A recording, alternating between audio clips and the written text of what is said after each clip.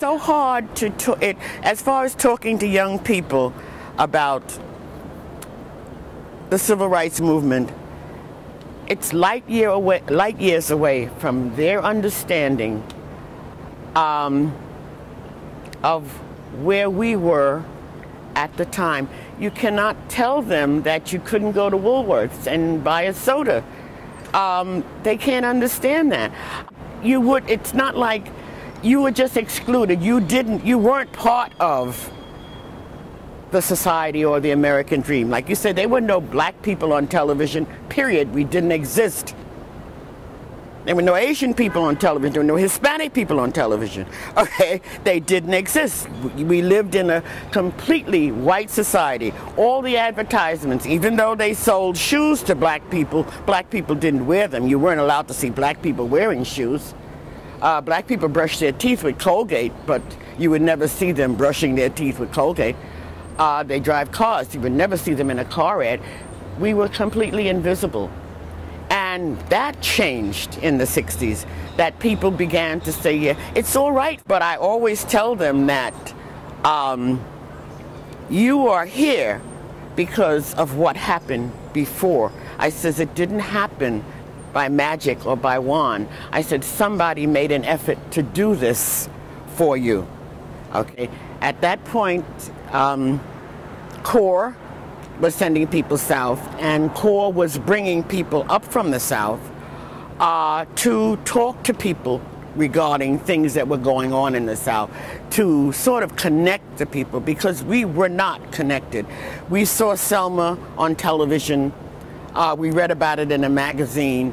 It was when the people started coming up, living in our homes and talking to us in churches and in community groups, that we saw what it was and how it was happening. I think it came at a time when we learned how to use the media to get what we wanted.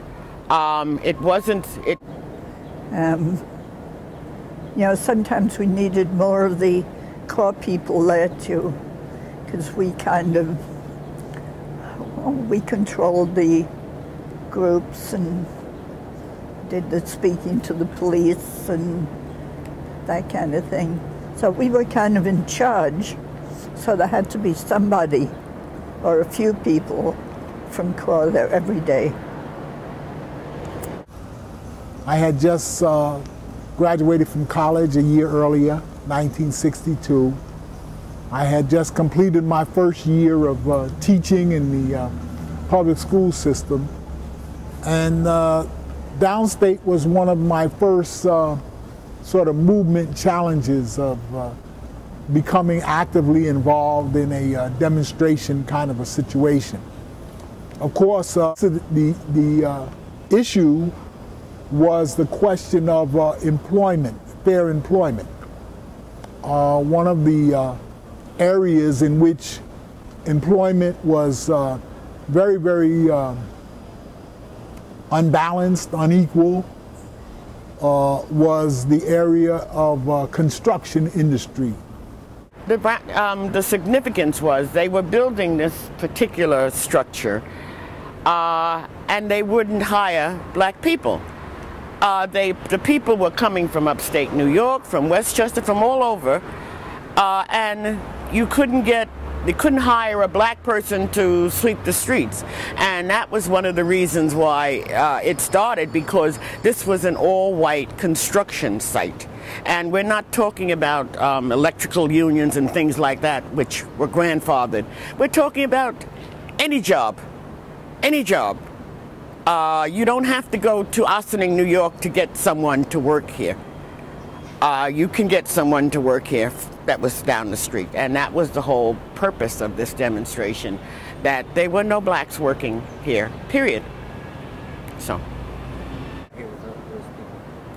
I think you had to be here to feel it. It was something that I had never experienced before. There was a sense of purpose. The words, I really can't. There was a sense that we were here because we had to be here. And there was never a question about not coming. Once you got involved, and I can say once I came, the first day I got involved with CORE, there was no turning back. There was no idea that, all right, I was here for a week or two, and, well, I've done mine.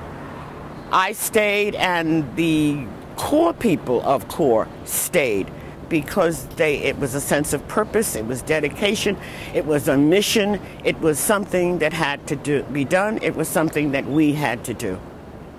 School boycotts came after that. The black churches got involved. Reverend Galamison, Reverend Williams, Concord Baptist, Cornerstone, the black community, the black church group got involved with civil rights, and they became a voice because they had the people. I mean, CORE was what, 25, 50, 100 people max, but the churches could bring out hundreds and thousands just like that. And if we called them, they came. They came in their Sunday finery, but they came. And that was the turning point, per se, that when they joined us here, they joined the community. And when I said, I should say they made the community. It was the first time that the black community we worked together as a community, per se. And how did you feel about? We didn't exist. We were invisible. And now we're visible.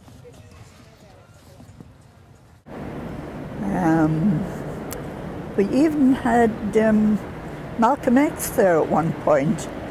He used to come down periodically, and he'd stand on the side and comment, but he wouldn't join. We asked him many times, why don't you join? He says, oh, I believe in what you're doing, but, you know, I'm not going on a picket line with all these people, especially the women.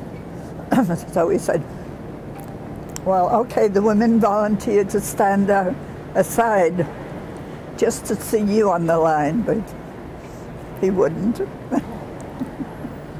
But there were many, and we kept it empty for quite a long time. Unfortunately, the city and state let us down by making promises that they did not fulfill. And so here it is. Selma was over there. It took a while before I could understand that Selma was also over here.